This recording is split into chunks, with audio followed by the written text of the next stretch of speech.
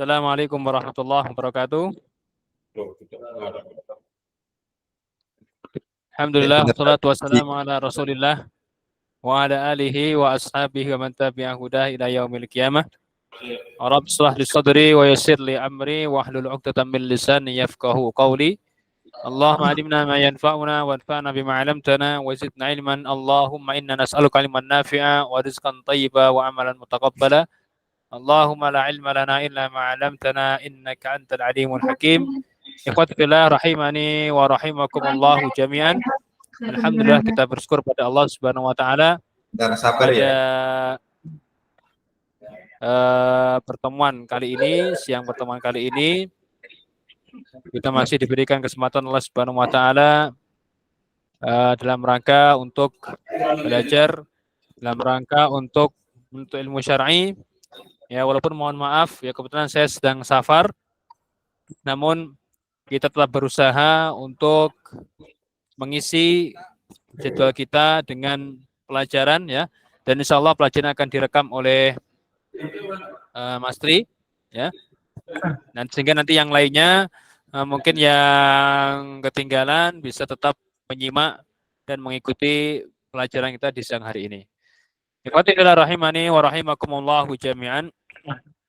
Pelajaran kita ya pada pertemuan kali ini insya Allah akan bahas tentang sedikit muqaddimah tentang fikih nikah. Ya, walaupun sebagaimana kita sampaikan kemarin, sebenarnya teknis pembelajaran kita nanti ada beberapa mahasiswa yang ditunjuk untuk menyampaikan rangkuman atau ringkasan dari materi yang akan disampaikan. Tapi qadarullah karena keadaan saya sedang safar, sehingga tidak memungkinkan untuk melaksanakan agenda tersebut. Dan insya Allah pekan depan akan kita mulai agenda tersebut, sehingga sekali lagi kita harapkan bagi semuanya untuk mempersiapkan materi dengan baik, dibaca, kemudian dirangkum, diringkas apa yang akan menjadi pembahasan kita di pertemuan yang akan datang. Wa fillah rahimani wa rahimakumullah jami'an. Terkait dengan pembahasan kita fikih nikah, atau ada yang menyebutkan dengan ahwal syahsiyah, walaupun ahwal syahsiyah ini sebenarnya pembahasannya lebih luas, tidak hanya mencakup fikih nikah saja. Karena ahwal syahsiyah ini sebenarnya yang dicakup adalah hal-hal yang terkait dengan hubungan pribadi seorang dengan orang lain, baik hubungan seperti nikah maupun juga hubungan terkait dengan waris, hibah, wakaf dan semisalnya, ya, atau yang berkaitan dengan hukum pribadi dengan pribadi yang lain. Ya, walaupun kita juga kemarin telah sebutkan bahwasanya sebenarnya dalam istilah Islam sendiri, dalam kitab-kitab fuqaha sendiri tidak disebutkan tentang bahasan ahwal syahsiyah. Ya, namun karena perkembangan terkait hukum yang ada, perkembangan hukum di negara-negara, entah itu negara barat maupun negara kaum muslimin, maka para ulama akhirnya mereka menyusun ya, kumpulan hukum yang berkaitan dengan hubungan seorang dengan orang lain. Di antaranya masuk dalamnya adalah fikih nikah. Kemudian terkait dengan ta'rifun nikah, ya, ta'rifun nikah ya, secara istilah adalah ad-dhamm wal jam' wat tadakhul. Ad-dhamm wal jam' wat tadakhul. Ad-dhamm artinya menggabungkan. Al-jama' menggabungkan. Tadakhul saling masuk. Adanya ikhtilat, ya. Adanya ikhtilat. Itu makna dari an-nikah fil asal. Walaupun memang ada khilaf di antara para ulama, apakah makna nikah ini maknanya adalah al-wat'u, ya, al-wat'u fil haqiqah atau al-wat'u fil majaz. Apakah nikah ini mohon maaf maknanya hubungan badan secara hakikat, atau hubungan badan secara majaz, atau itu adalah akad secara hakiki atau akad secara majaz. Itu khilaf di antara para ulama. Namun yang penting yang kita pahami di sini adalah manasanya ad-dhammu wa jam'u wa tadakhul. Kemudian secara syar'i, kata di sini aqdun yatadammanu ibahata istimta'i kullin minaz zawjaini bil akhar 'ala al-wajhil masyru'. Adapun cara syar'i yang disebutkan oleh para fuqaha adalah akad yang mengandung atau yang mencakup ibahah, pembolehan, istimta'. Nah, istimta' ini artinya saling menikmati ya. Saling menikmati ya, kullin minaz zaujaini, setiap dari pasangan suami istri, bil akhar, dengan yang lainnya. Artinya baik suami istri itu mereka ya boleh saling menikmati ya. Al wajhil masyru', dengan cara yang disyariatkan, dengan cara yang disyariatkan. Baik itu terkait dengan pengertian ya. Jadi adalah akad. Pernikahan adalah akad ya. Dan pernikahan ini masuk dalam kategori akad lazim. Akad lazim. Apa itu akad lazim? Akad lazim min kirat tarafaini, dalam pembahasan ilmu fikih adalah akad yang mana kedua belah pihak itu tidak boleh membatalkan akadnya secara sepihak ya. Walaupun ada istilah di sana talak bagi suami atau istri bisa minta khulu. Nah, tapi secara hukum asal maka nikah masuk dalam kategori akad lazim. Akad lazim tidak bisa dibatalkan secara sepihak baik oleh suami maupun istri. Baik, kemudian selanjutnya adalah dalil yang menjadi dasar tentang penetapan hukum an-nikah. Baik dalil dari Al-Quran maupun As-Sunnah maupun ijma' para ulama. Adapun dari Al-Quran maka banyak ayat menyebutkan tentang perintah untuk menikah. Ya, perintah untuk menikah, bukan hanya menyebutkan ya tentang nikah saja, tapi dalam Al-Quran disebutkan perintahnya langsung. Ya. Seperti dalam surat An-Nisa, fankihu ma taba lakum minan nisa'i matsna wa thulatsa wa ruba', maka nikahilah ma taba lakum, yang kalian sukai, yang kalian pilih, yang kalian inginkan, minan nisa,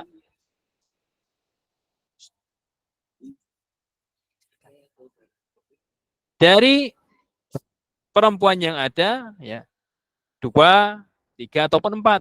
Ya, di sini para ulama mereka mengatakan hukum asalnya berarti itu lebih dari 1.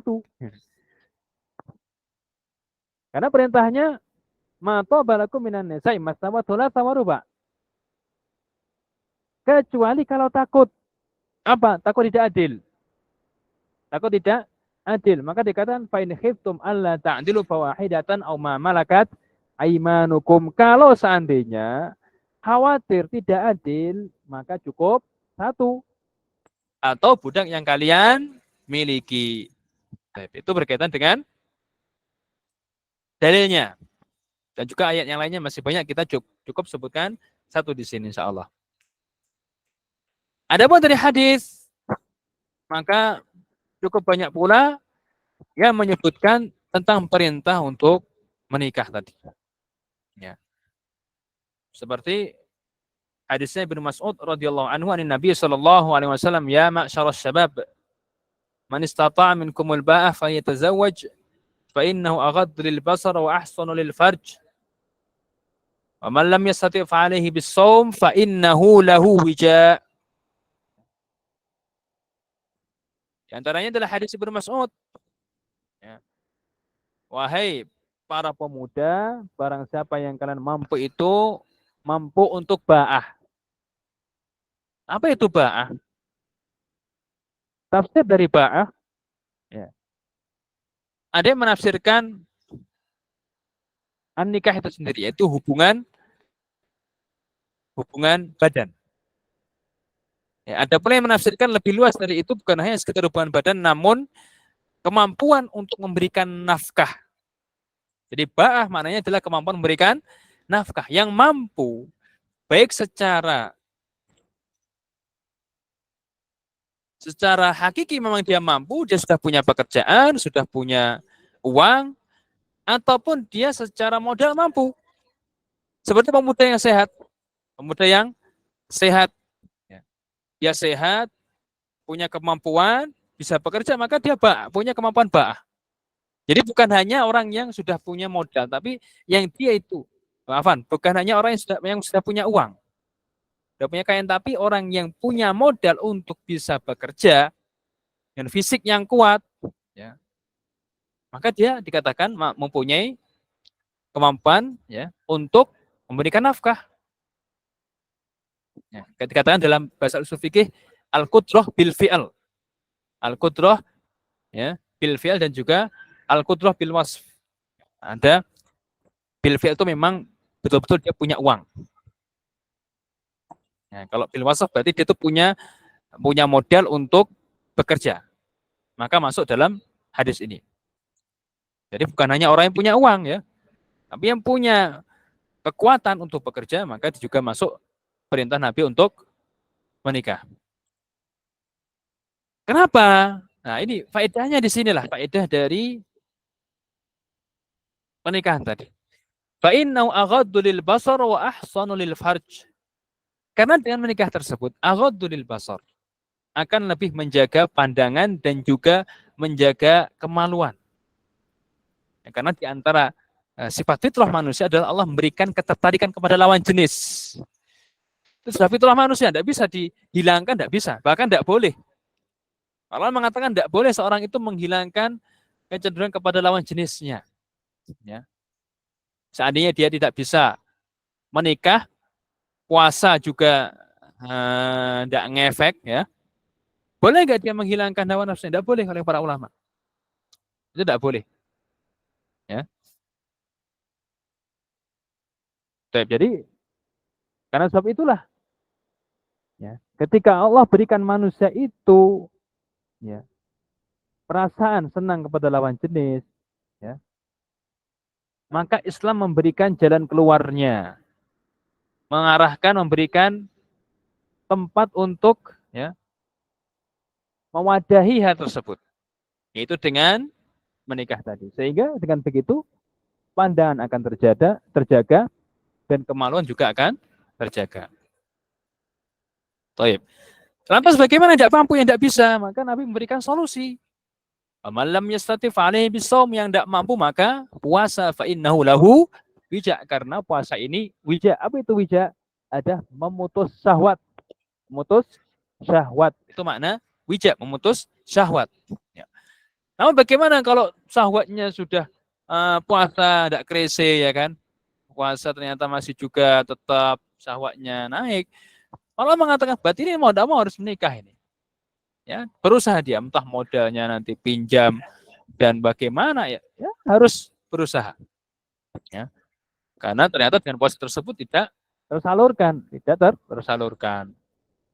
Baik, kemudian hadis yang lainnya dari Ma'qil bin Yasar radhiyallahu anhu, bahwa Nabi sallallahu alaihi wasallam juga bersabda, "Tazawwaju al-wadud al-walud."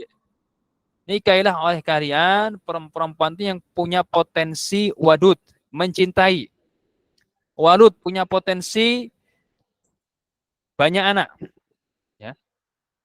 Potensi yang dia itu ramah, cinta kepada anak-anak, cinta kepada suami, dan juga ya, wanita yang punya potensi banyak anak. Walaupun bukan sifatnya wajib, namun anjuran. Ya, karena bukan berarti kalau wanita yang dicap mandul oleh dokter harus nggak boleh nikah, tidak. Tapi ini adalah anjuran dari Nabi Shallallahu Alaihi Wasallam. Ya. Anjuran untuk menikahi para wanita yang dia punya potensi banyak anak. Fa inni mukatsirun bikumul umami yaumal qiyamah. Kenapa? Karena itu yang nanti Nabi banggakan di hari kiamat. Yang Nabi banggakan di hari kiamat, ya. Di hari kiamat. Karena beliaulah umat Nabi yang umatnya paling banyak. Ya. Nabi yang umatnya paling banyak. Selain Nabi Musa alaihissalam. Nabi Musa umatnya banyak. Ada lebih banyak lagi, itu Nabi kita Muhammad Shallallahu Alaihi Wasallam. Itu berkaitan dengan masyru'iyahnya, dalil tentang masyru'iyah nikah, dan para ulama sepakat tentang disyariatkannya nikah tersebut. Baik, selanjutnya adalah apa kira-kira hikmah ya, yang ingin dicapai oleh syariat terkait dengan disyariatkannya nikah ini. Ya. Apa hikmah yang dicapai, yang didapatkan terkait dengan hukum disyariatkannya an-nikah. Baik. Dan kita mengetahui yang namanya agama Islam ini dalam kaidah disebutkan ad-dinu mabniyun alal masalih. Agama itu dibangun atau syariat itu dibangun atas dasar maslahat. Atas dasar maslahat artinya apa? Artinya seluruh syariat Islam ini itu memberikan maslahat. Memberikan maslahat bagi manusia. Hal-hal yang memberikan mudarat akan dilarang dalam syariat. Dan hal-hal yang memberikan maslahat akan ditetapkan oleh syariat. Itu yang harus menjadi pemahaman kita. Kemudian selanjutnya, apakah seluruh maslahat itu, apakah seluruh hal yang dianggap maslahat itu ditetapkan oleh syariat? Atau apakah dalam bahasa lain, apakah ketika manusia menganggap sebuah hal sebagai maslahat kemudian oleh syariat ditetapkan? Maka tentu tidak. Kenapa? Karena kacamata manusia berbeda-beda. Dan manusia tidak mengetahui apa yang maslahat bagi dirinya sendiri. Maka di sini yang menentukan ini maslahat atau tidak adalah Allah Subhanahu wa taala. Adalah Allah Subhanahu wa taala. Itu yang menentukan apakah ini sebagai maslahat atau tidak. Ya. Sehingga di sini menutup pintu orang-orang liberal atau orang-orang yang menyimpang, yang banyak mereka sekarang ini mengatakan ini maslahat. Ya. Ini maslahat. Sehingga seharusnya disyariatkan, ditetapkan.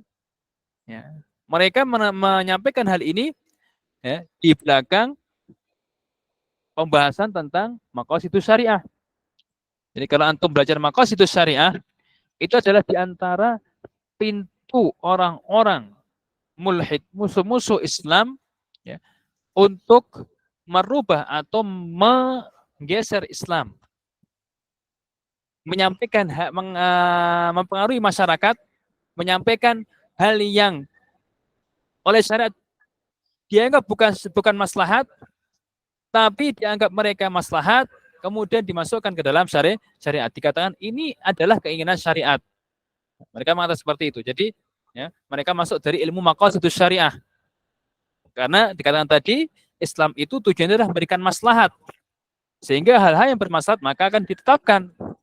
Ya, mereka masuknya dari situ. Tapi tanpa berdasarkan dalil dari Al-Quran maupun As-Sunnah. Taib, ya. Yang pertama adalah i'faful furuj. Ini yang pertama. Yaitu menjaga kemaluan. Nah, ini penting sekali. Ya tadi, kita sebutkan Allah memberikan kepada manusia itu perasaan senang kepada lawan jenis. Ya. Ya. Perasaan senang kepada lawan jenis. Ya. Maka ini Allah berikan saluran. Artinya Allah memberikan wadah untuk membawahi, untuk menempatkan keinginan tersebut, rasa tersebut. Ya. Ada wadahnya, ada tempatnya. Apa tempatnya? Pernikahan. Tempatnya pernikahan. Ya. Jadi seperti itu. Nah, sehingga dari sini dengan adanya pernikahan maka hasrat tersebut akan tersalurkan. Karena kalau tidak diberikan jalan yang halal, jalan yang benar, yang legal, nanti akan memunculkan berbagai masalah dan mudarat. Ya. Baik tercampurnya nasab, kemudian apalagi munculnya penyakit-penyakit yang berbahaya, ya. Hilangnya rasa malu. Dan semisalnya itu adalah sebab ketika menyelisihi syarat Allah dalam penempatan syahwat, penempatan cinta kepada lawan jenis ini. Kemudian yang kedua adalah husulus sakan wal ins baina zawjain wa husulur rahah wal istiqrar. Didapatkannya ketenangan, ketenangan antara pasangan suami istri, kemudian juga didapatkan ketentraman hati. Ya, ini betul sekali. Nah, sehingga ada beberapa yang mengatakan para sahabat, para pemuda yang belum menikah itu seperti fi'il mudhari. Apa fi'il mudhari? Anda tahu hubungannya kira-kira? Fi'il mudhari itu kalau kita lihat huruf akhirnya harokat huruf akhirnya berubah-ubah. Karena dia mu'rab. Karena dia mu'rab sehingga berubah-ubah. Kadang rofa, kadang nasab, kadang jazm. Ya. Keadaannya seperti itu. Ya, goyang kanan, goyang kiri, enggak tentu keadaannya. Tapi ketika bertemu dengan nun niswah, maka dia menjadi tenang. Kenapa? Karena mabni.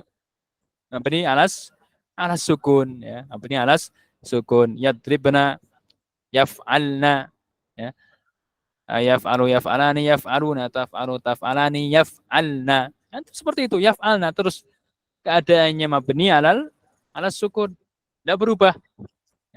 Itu diantara analogi para ulama hubungan antara pemuda yang belum menikah dengan fi'il mudhari, ya. Mereka mirip, para pemuda yang belum menikah itu mirip dengan fi'il mudhari. Namun ketika bertemu dengan nun sakinah, nun niswah, maka keadaannya jadi tenang, menjadi tenang. Baik. Ya, ini sebagaimana firman Allah Subhanahu wa taala, min ayati an khalaqalakum min anfusikum azwajan litaskunu ilaiha wa ja'ala bainakum mawaddatan wa rahmah. Di antara tanda-tanda kekuasaan Allah adalah menciptakan bagi kalian dari diri kalian sendiri, ya, pasangan-pasangan litaskunu ilaiha, agar kalian tentram kepadanya.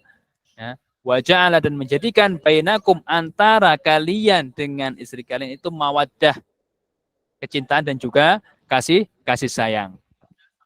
Itu yang kedua. Yang ketiga adalah hifdzul ansab wat tarabut wal arham ba'dihha bi ba'din. Ya. Hifdzul ansab yang utama, menjaga nasab. Dan juga menyambung kekerabatan, menguatkan masyarakat. Ya. Itu terjadi dengan pernikahan. Kalau kita lihat sejarah Nabi Muhammad SAW, di mana beliau itu menggabungkan suku-suku Arab, ya, memasukkan mereka ke dalam Islam, diantaranya adalah dengan beliau menikahi beberapa anak kepala suku. Menikahi beberapa anak kepala suku. Ya. Nah, itu kenapa? Karena dengan pernikahan itulah hubungan kekerabatan semakin kuat dan juga kaum muslimin semakin kokoh. Ya. Dan ini juga kita lihat, ya, bahkan mungkin di budaya orang Eropa, orang Barat zaman dahulu, banyak dari mereka itu yang anaknya raja ini menikah dengan pangeran, raja negara yang lain atau kerajaan yang lain. Ya. Nah, katakanlah ini Belanda punya permaisuri, punya putri, ya, kemudian menikah dengan pangerannya raja Inggris, katakan seperti itu. Itu di Eropa terjadi. Ini semakin kuat kerajaannya. Itu dari satu sisi. Namun yang utama tadi adalah menjaga nasab. Menjaga nasab, karena nasab itu penting sekali dalam Islam. Ya. Nasab sangat penting dalam Islam, sehingga tidak boleh seorang itu dinasabkan kepada selain bapaknya, dan dosa besar ketika menasabkan seorang kepada selain bapaknya. Ya. Kecuali ketika anak tersebut adalah waliyatubillah yang lahir dari hasil zina. Ya. Anak yang lahir dari hasil zina, maka nasabnya kepada ibunya. Nasabnya kepada ibunya. Ya. Walaupun bapaknya biologis tadi itu menikah ibunya, katakanlah, mohon maaf ya, setelah hubungan kemudian punya hamil, kemudian dinikahi, maka tetap nasab itu kepada ibunya. Maka karena dikatakan dalam hadis Nabi, al-waladu lil firash walil ahidi al-hajar, atau kama qala sallallahu alaihi wasallam, al-waladu lil firash. Al-walad, apa itu al-walad? Al-walad artinya anak hasil hubungan zina tadi itu lil firash. Siapa itu firash? Apa itu firash? Firash maksudnya kinayah. Kinayah untuk siapa? Kiasan untuk perempuan yang ditiduri laki-laki tadi. Berarti nasabnya diberikan kepada perempuan yang dizinai tadi. Walil akhir artinya laki-laki yang berzina al-hajar, dia tidak mendapatkan apa-apa. Artinya nasab tersebut tetap dikembalikan kepada ibunya. Ini pengecualian ya. Adapun pada asalnya tetap yang menasab kepada bapaknya. Dan ini penting sekali, terutama nanti terkait masalah perwalian, kemudian masalah warisan dan semisalnya. Maka penting untuk diketahui nasab seseorang dan seterusnya. Tapi kemudian yang keempat, baqaun nasal al-basyari, ya. Tetap lestarinya manusia, ya. Dan juga memperbanyak jumlah kaum muslimin wa taktsiru adadil muslimin li ighadatil kuffari bihim wa linashri dinillah. Dan juga membuat marah orang-orang kafir dan juga menyebarkan agama Islam. Ini ada fenomena yang sebenarnya sangat disayangkan ya di negeri kita ini, yaitu adanya budaya, bahasa Inggrisnya apa ya, child free ya, nikah tanpa anak, nikah tapi tidak mau punya anak. Nah ini mulai ada di anak-anak muda yang katakanlah mungkin baru menikah atau ingin menikah, maka mereka punya konsep tidak punya anak. Nah ini sebenarnya konsep ini dari orang kafir, orang barat. Bahkan di beberapa negara itu, di Jepang dan semisalnya, ada pernah kabar itu ya, ada orang menikah dengan perempuan nikah dengan orang Jepang, itu punya anak, itu keluarganya senangnya Masya Allah katanya. Dari neneknya, dari kakeknya itu sampai nangis-nangis. Nampak karena senang sekali ada mantunya mau punya anak. Bibinya sampai bela-bela ngerawat, ya, nemeni, pokoknya semuanya disediakan, ya, keluarga tersebut. Kenapa? Karena di sana budaya tersebut telah menyebar dan penelitian menyebutkan bahwasanya jumlah penduduk Jepang itu akan terus berkurang, ya. Karena komposisinya sekarang yang semakin banyak adalah komposisi orang tua, sedangkan komposisi generasi yang baru, yang muda itu semakin sedikit.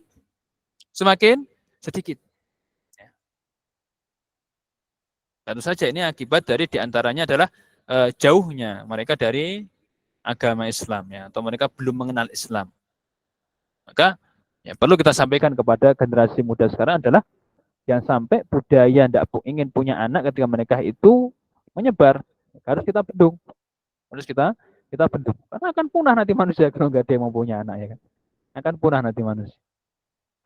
Jadi kemudian yang kelima adalah al-hifad alal akhlaq minal hubud wa taraddi fi hawiyatiz zina wal alaqatil mashbuhah, ya, menjaga akhlak dari terjatuh kepada zina dan juga hubungan-hubungan yang terlarang, ya, kumpul-kumpul dan semisalnya, ya, TTM dan teman tapi mesra dan yang semisalnya, ya. Maka di antara cara untuk menjaga akhlak para pemuda kaum muslimin adalah dengan menikah. Dan ini juga perlu kita sampaikan juga pada orang tua yang ada, bahwasanya ketika anak itu sudah sampai umur menikah dan dia ingin menikah, maka seharusnya dinikahkan, segera dinikahkan. Tidak perlu nunggu nanti mapan dan semisalnya, ya. Jadi tidak perlu menunggu harus mapan dulu. Ya. Nah, kalau menunggu hal tersebut ya tidak bakalan selesai nanti. Ya. Ya. Jadi seperti itu. Ya. Jadi seperti itu. Ya, akhlak yang menjaga akhlak agar baik, akhlak pemuda agar baik di zaman ini diantaranya adalah ketika mereka sudah masuk pada waktu menikah dan mampu maka menikah. Ya. Kecuali kalau memang ada fokusnya seperti belajar, nah ini beda lagi. Kalau misalnya sudah mampu menikah dan ingin menikah, ya, maka segera menikah. Segera menikah karena fitnah di zaman ini, ya. Maka mungkin di antara yang unik, ya, ketika saya masih kuliah dulu di Libya, itu banyak dari mahasiswa kita itu yang menikah. Bahkan saya sih juga pelakunya, ya. Saya juga pelakunya dulu. Jadi ketika saya semester 7 itu menikah, istri saya ke Jakarta, ya. Dan banyak desa seperti itu, dan itu nggak masalah, mereka juga kuliah, juga menikah, ya. Kalau kita dulu ada istilah KKN, kuliah kerja nikah, ya. Bukan kuliah kerja, tapi kuliah kerja nikah.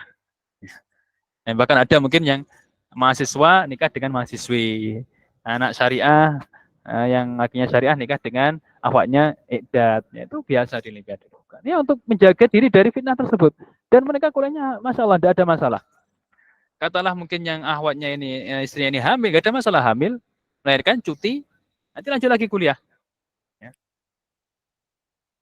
Jadi jangan sampai generasi muda ini rusak gara-gara pergaulan yang rusak. Ya. Ketika mereka sudah ingin menikah, terhalangi oleh berbagai alasan yang sebenarnya bisa dikompromikan, ya. Sehingga akhirnya rusaklah. Nah tadi ketika, mohon maaf, nafsu syahwat tadi sudah memuncak karena seperti itu, nggak ada jalan keluarnya, puasa nggak mempan, ya sudah gimana lagi? Maka jalannya adalah dengan menikah. Tidak ada jalan kecuali dengan menikah. Ya. Baik. Kemudian yang ketiga, pembahasan yang ketiga adalah hukum nikah wakhtiyar zaujah. Hukum nikah dan bagaimana memilih calon suami maupun calon istri, ya. Hukum menikah, maka para ulama mengatakan di situ berbeda-beda setiap orang. Setiap orang berbeda-beda, ya. Ya. Di antara yang pertama, yakunu wajiban. Nikah itu bisa menjadi wajib idza kana syakhsu yakhafu ala nafsihi min al-wuqu' fi zina. Apabila seorang itu khawatir dirinya jatuh kepada zina, ya. Dan dia wa kana qadiran ala takalifiz zawaj wa nafaqatihi.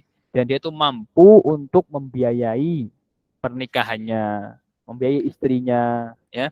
Jadi kalau dia itu takut pada zina, jatuh kepada zina, lingkungannya memang sangat buruk sekali, pergaulan bebas di mana-mana, ya.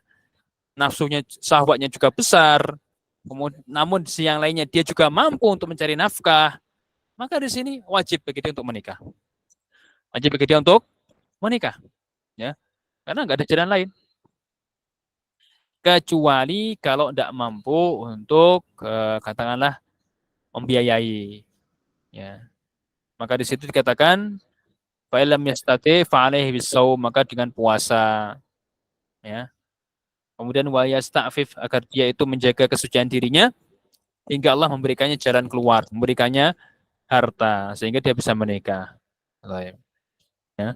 Itu yang pertama. Kalau dia takut jatuh kepada zina, namun dia mampu untuk memberikan nafkah kepada istrinya, kepada keluarganya, mampu ini perlu kita ingatkan lagi, bukan artinya sudah punya duit, bukan. Tapi dia punya modal, punya fisik yang kuat, mampu bekerja, maka dia menikah. Ya, ya karena rezeki manusia Allah tentukan. Istri punya rezeki dan lain sebagainya. Ya. Nanti anak juga punya rezeki yang Allah berikan kepada dirinya. Tinggal suami ini mencari, mengumpulkan tadi. Jadi seperti itu, kurang lebih. Ya. Baik, selanjutnya. Ya. Yang kedua adalah mandub, sunnah. Nah, kapan disunahkan? Apabila dia tidak takut jatuh kepada zina, ya. Dan dia juga punya kemampuan untuk menafkah, namun dia tidak takut jatuh kepada zina. Artinya bagaimana? Artinya dia bisa menahan hawa nafsunya. Apakah dia ini adalah seorang thalibul ilm yang sibuk dan belajar, terus menghafal Al-Quran, penuh dengan kegiatan positif, ya dia normal, ya, suka dengan lawan jenis, punya syahwat, tapi bisa menahannya, ya. Dan dia juga mampu untuk memberikan nafkah kepada istrinya kalau nanti dia menikah. Artinya dia tidak takut kemampuan dan juga bisa memberikan nafkah kepada istrinya. Maka orang yang seperti ini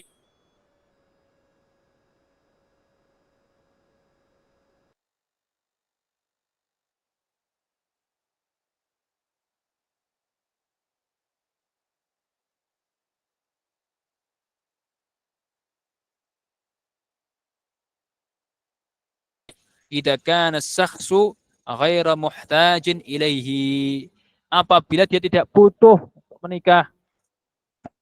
Contohnya apa? Bi angkana inninan.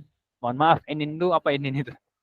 Innin itu artinya mohon maaf, ya, tidak punya kemampuan untuk berjima ya, atau bahasa kitanya impoten ya, impoten ya. Ya gimana lagi ya, ini dia dolim nanti kalau menikah. Istri perlu dinafkahi dengan nafkah batinnya ya. ya. Karena Berhubungan jima dengan istri ada termasuk dari nafkah kepada istrinya. dan kalau itu tidak diberikan, ya istrinya juga tidak akan mendapatkan maksud dari menikah tadi. Ya. Yang istrinya juga ingin menjaga kesuciannya, ingin menjaga kemaluannya, ingin menjaga pandangannya. Kok ternyata suaminya ini tidak mampu memberikan jalan keluar, memberikan apa tadi, wadah tadi, ya maka dia zalim suaminya tadi. Tidak berikan solusi. Itu yang pertama. Atau dia kabirusin, sudah tua. Ya atau juga sama ya, kemampuannya mungkin menurun ya kan. Tua mau nikah dengan perawan ya, ya mohon maaf ya. Kecuali kalau memang ini tua-tuanya beda ya, beda lagi ceritanya. Nah, kalau tua-tuanya memang sudah lemah ya jangan, kasihan perempuannya. Haknya tidak didapatkan, tidak terpenuhi haknya. Ya. Kemudian selanjutnya adalah kalau dia sakit atau tidak punya syahwat. Ya. Maka orang-orang seperti ini makruh untuk menikah. Kalaupun boleh mungkin karena sebab yang lainnya, seperti dia butuh ada orang yang mengurusinya. Ini beda lagi. Ya. Kemudian perempuan tersebut siap mau, tidak ada masalah. Baik, Fatihillah rahimani wa rahimakumullahu jami'an ya. Sampai Bapak-Bapak ini. Khidbah sebenarnya ya. Sebenarnya sampai khidbah. Baik. Selanjutnya adalah ikhtiyaruz zaujah. Ikhtiyaruz zaujah. Ataupun ikhtiyaruz zauj. Ikhtiyaruz zaujah dan ikhtiyaruz zauj. Dalam hadis disebutkan bahwasanya tunkahu al-mar'atu li arba'. Limaliha wa li hasabiha wa li jamaliha wa li diniha fatfar bidatid din taribat yadaka. Ya. Perempuan itu dinikahi karena 4 sebab, 4 alasan, 4 motivasi, 4 motif. Motif yang pertama adalah karena harta. Ada orang menikahi wanita karena motif harta, artinya dia ingin menguasai harta perempuan tersebut. Ya. Itu motif yang pertama. Motif yang kedua adalah karena sosial, status sosial. Karena dia mungkin nasab dari keluarga terpandang, dari keluarga bangsawan, atau anaknya pejabat, atau anaknya ustadz dan semisalnya, maka dia menikahinya. Jadi motif pertama karena harta, motif kedua karena sosial. Ya. Wali jamaliha, ya. Jamal kecantikannya, motif karena dia cantik dinikahi. Ya. Atau yang keempat walidiniha, karena agamanya. Maka apa aja petunjuk Nabi? Fatfar bidatid dini taribat yadaka. Maka pilihlah yang punya agama, taribat yadaka, maka tanganmu akan berdebu. Tapi ini ada istilah maka tanganmu akan berdebu. Maksudnya bagaimana? Para ulama berbeda penafsiran dalam hal ini.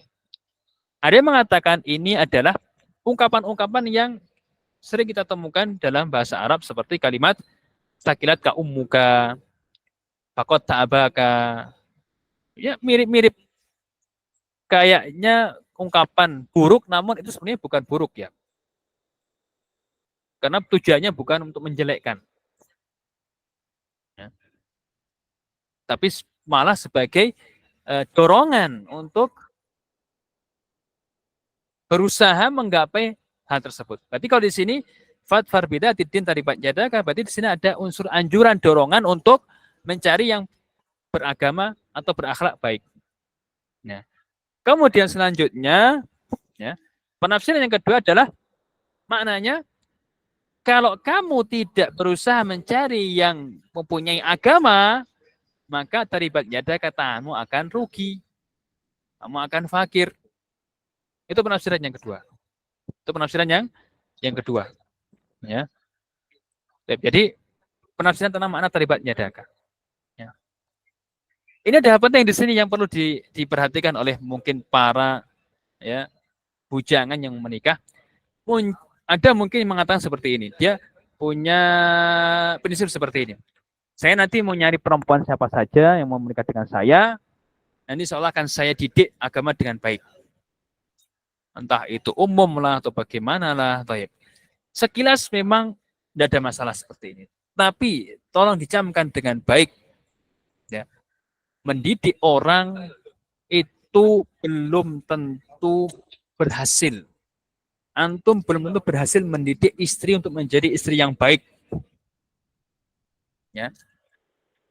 Dan bahkan kalau nanti gagal, kemudian antum punya anak, antum akan punya beban berat mendidik anak dan istri. Ya.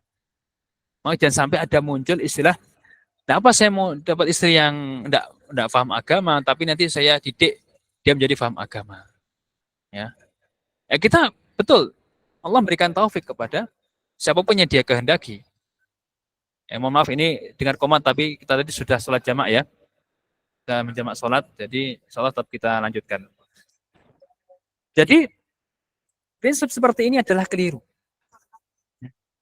Karena tadi kita ingatkan, walaupun benar hidayah di tangan Allah, kita berusaha, tapi belum tentu Allah memberikan taufik kepada istri tersebut. Sehingga bisa jadi nanti ketika punya anak, dia malah mengajari anaknya dengan keburukan. Antum berat, kerja 2 kali. Mendidik istri, mendidik anak. Istrinya masih belum kelar, muncul anaknya. Anaknya dipengaruhi oleh istrinya, ya, tambah ruwet kehidupannya. Maka prinsip ini harus ditata ulang, ya, diperbaiki. Dari awal memang benar orang yang berakhlak baik, perempuan akhlaknya baik, agamanya juga baik. Ya, itu sebagai ikhtiar, usaha. Ya, karena kadang udah nyari perempuan yang baik, akhlaknya mulia, kemudian punya agama, namun tengah jalan kandas banyak. Apalagi ini yang umum, walaupun kita kadang menemukan ya ada orang yang istrinya awam, kemudian bisa belajar agama dengan baik dan semisalnya. Ada memang, tapi itu jangan dijadikan sebagai tolak ukur dalam memilih istri. Jangan jadikan sebagai tolak ukur dalam memilih istri, karena tadi kita nggak ada yang tahu apakah dia Allah berikan hidayah atau tidak ya. Dan saya punya beberapa teman yang seperti itu ya. Akhirnya gagal kandas pernikahan tengah jalan. Kenapa? Karena ternyata istrinya tidak mau sama sekali untuk belajar agama. Akhirnya gimana mau tidak mau, ketika ditata tidak mau, kemudian malah nanti kalau seandainya punya anak-anaknya malah dipengaruhi ya. Akhirnya mau tidak mau berpisahlah mereka dan kandas kehidupan rumah tangganya. Jadi contohnya seperti itu. Ya. Baik. Kemudian selanjutnya adalah tadi disinggung dalam hadis mencari perempuan yang punya potensi banyak anak dan dia potensi menyayangi, atau dia wanita yang menyayangi baik suami, istri, keluarga dan anak-anaknya. Ya.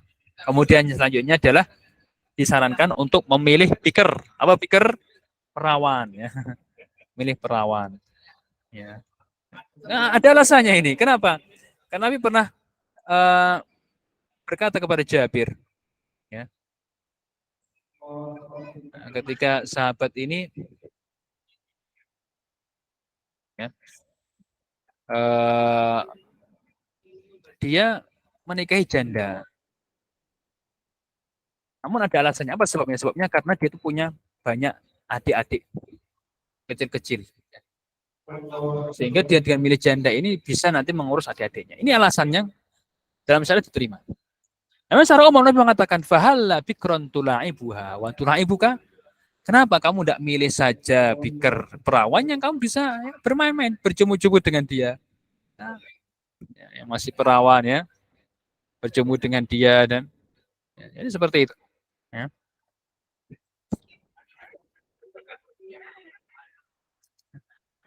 Itu diantara poin dalam memilih istri. Namun insya Allah dalam memilih suami juga akan kita singgung pada pertemuan yang akan datang insya Allah, karena tadi ini kita sedikit molor. Kemudian mungkin ada pertanyaan sebelum kita akhiri. Atau kita ingin bertanya kepada salah satu dari yang hadir di sini ya. Oh iya, kita lihat siapa yang hadir di sini kira-kira. Yang hadir di online. Ada sebentar.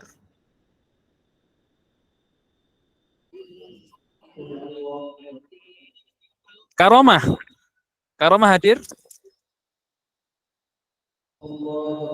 Assalamualaikum Karomah.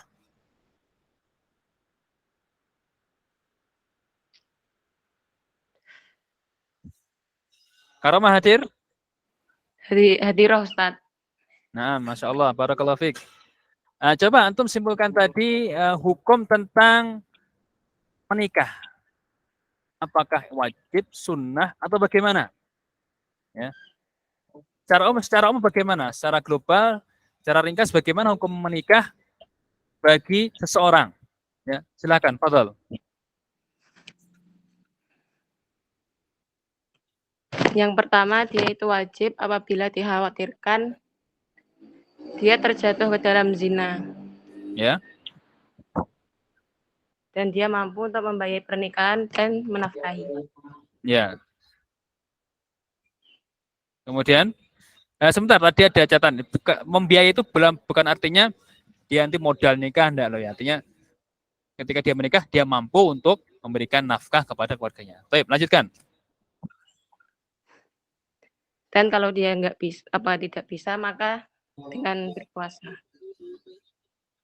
Nah, terus yang kedua? Agar menjaga kesucian dirinya.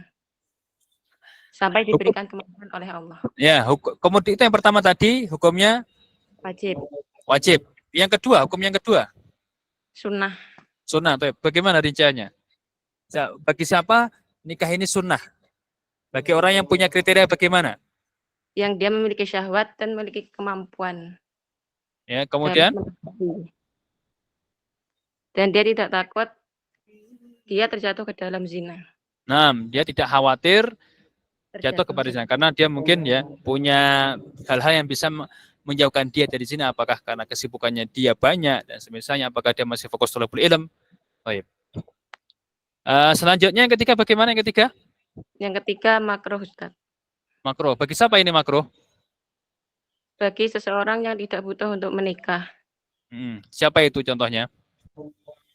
Seperti orang yang impoten, tua, sakit, atau tidak memiliki syahwat. Iya, betul sekali. Masalah, barakallahu fiik. Ya, kemudian yang lain, Mas Tri yang di kelas, Mas Tri, bisa yang di putra yang di kelas? Ada nggak kira-kira ini? Berapa orang yang hadir hari ini?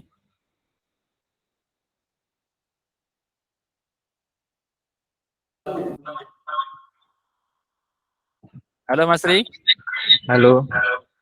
Ya, berapa orang yang hadir di situ? 4 orang, Ustaz.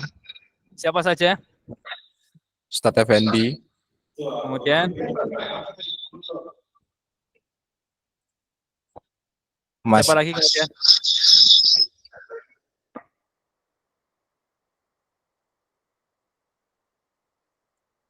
Mas siapa?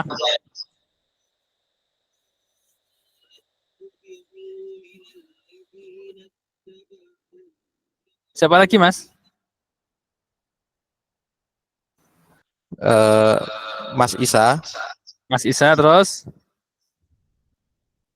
Mas Rofi. Mas Rofi. Baik. Soal untuk Mas Rofi. Ya, tolong perhatikan. Mas Rofi. Apa petunjuk Nabi SAW untuk memilih calon istri?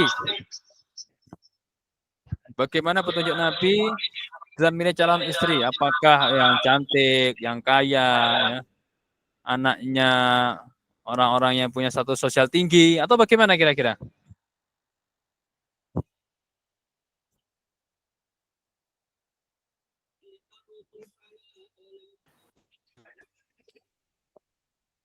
Ada Mas Isa?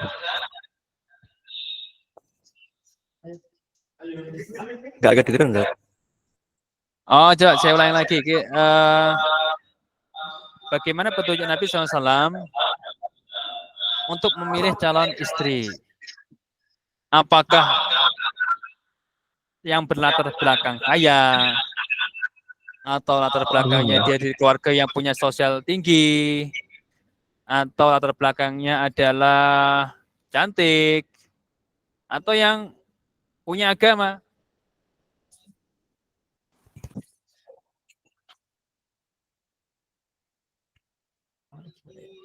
Bagaimana Mas Rofiq tadi ya?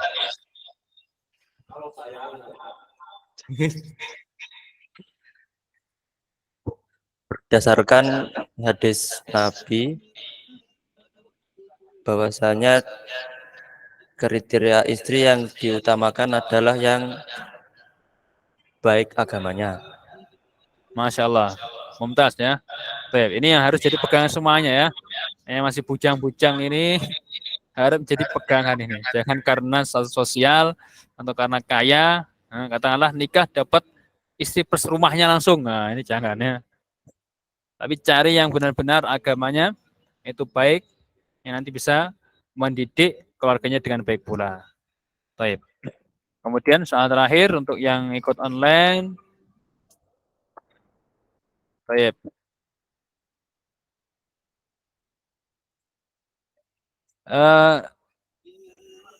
Hilmi. Hadir, Hilmi?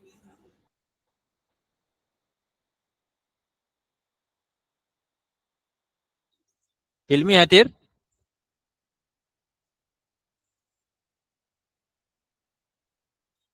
Tidak ada Hilmi ya?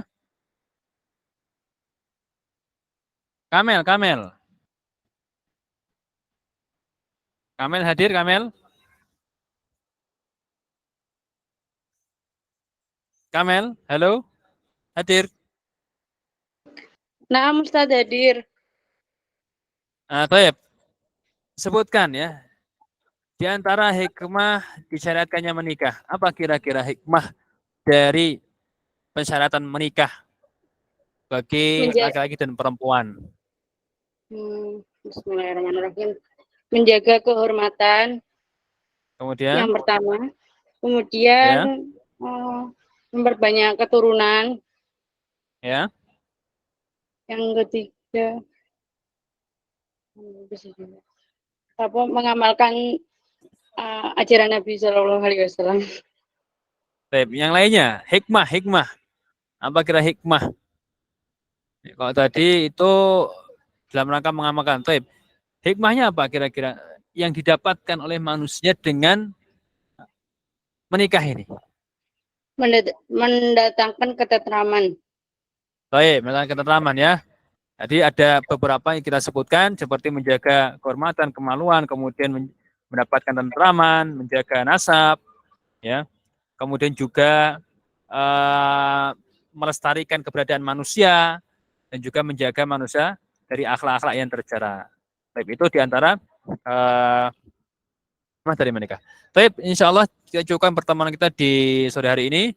Kemudian saya ingatkan lagi bagi semuanya, kemudian juga nanti masih tolong diingatkan pekan depan, insya Allah antum semuanya untuk persiapan materi yang kedua selanjutnya.